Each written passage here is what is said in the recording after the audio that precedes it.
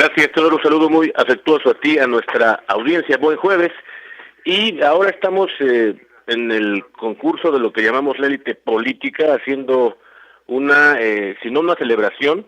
algo que mucho se parece, algo que no debiera hacerlo, porque estamos regresando a los fundamentos básicos de lo que debe ser correcto. Cuando vemos, por ejemplo, la presencia de México en el plano global, regresar, como dice el béisbol, a la Liga Mayor, en torno a los escenarios en donde México pertenece, justamente por su posición, por muchos sentidos y motivos estratégica, desde el punto de vista político, económico, y también porque esta reunión más reciente del Grupo de los 20 hace un énfasis en que es un reconocimiento también, me parece, a lo que México, por desgracia, hizo en el sexenio pasado, de abandonar todo ese muy buen sistema en el que pudo convertirse en una potencia emergente, como le llamaron en los organismos internacionales a nuestro país, por ejemplo, al abandonar el Acuerdo General sobre Aranceles y Comercio, que después dio paso, como sabemos, a las negociaciones que llevaron al Tratado de Libre Comercio, en esa gran etapa desde fines de los 80, principios de los 90, y que derivaron justamente en la conformación de ese bloque hacia 1994, y después de 3 décadas, lo cierto es que algo se pudo salvar con lo que vivimos a través del Tratado México-Estados Unidos-Canadá, firmado, por cierto, apenas al cierre de la administración del presidente Peña Nieto en 2018, en noviembre, ya hace 6 años, y ocurre todo ello, vale la pena ese énfasis, porque ahora mismo hay una coyuntura crítica en donde México requiere, por lo menos en la parte mínima, permanecer en ese bloque, dado que el contexto es sumamente gravoso, marcado por la guerra, por los populismos, por el huracán Trump, que lo ha podido todo y que si le pasó encima electoralmente hablando a todos sus adversarios, nada configura que después de su próximo y último mandato, y ya sin incentivos para perseguir ningún otro anhelo electoral, vaya justamente ahora con su más claro anhelo, que es la hegemonía global. Pero en ese marco, yendo a lo local, me parece que el presupuesto en la República Mexicana es sin duda uno de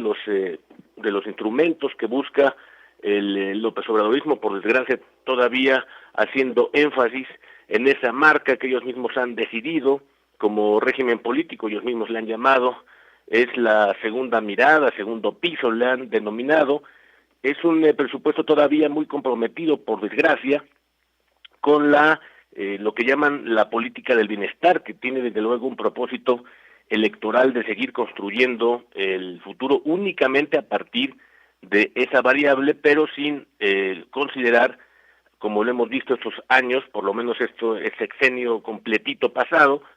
sin considerar a la política, a la administración y al desarrollo, sino únicamente centrarse en que todo se haga a partir de un régimen hegemónico, como le queramos llamar, una autocracia populista o popular. Después nos pondremos de acuerdo en cómo se puede delimitar ese trabajo de los politólogos. La democracia, por tanto, en México es un asunto que se suponía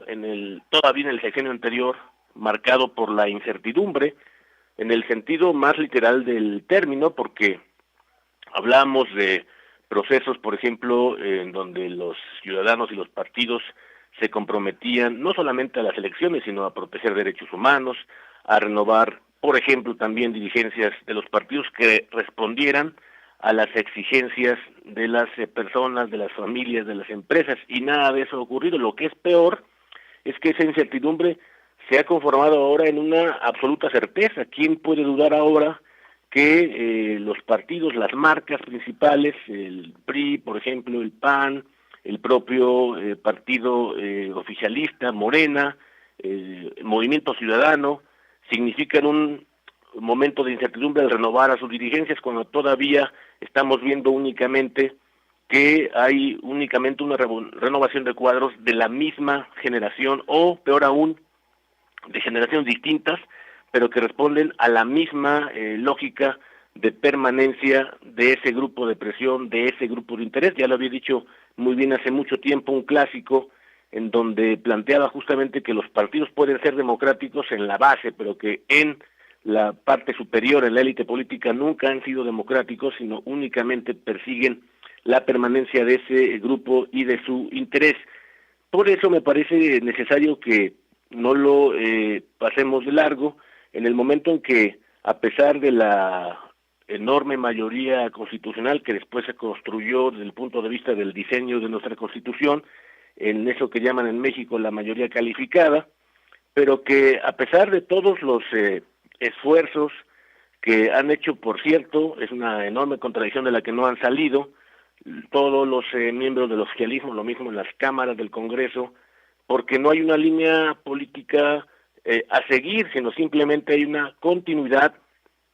en donde justamente el rumbo es el gran compañero ausente.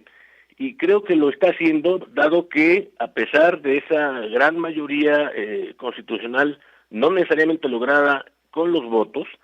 es posible decir que a pesar de tener en los congresos locales y en el federal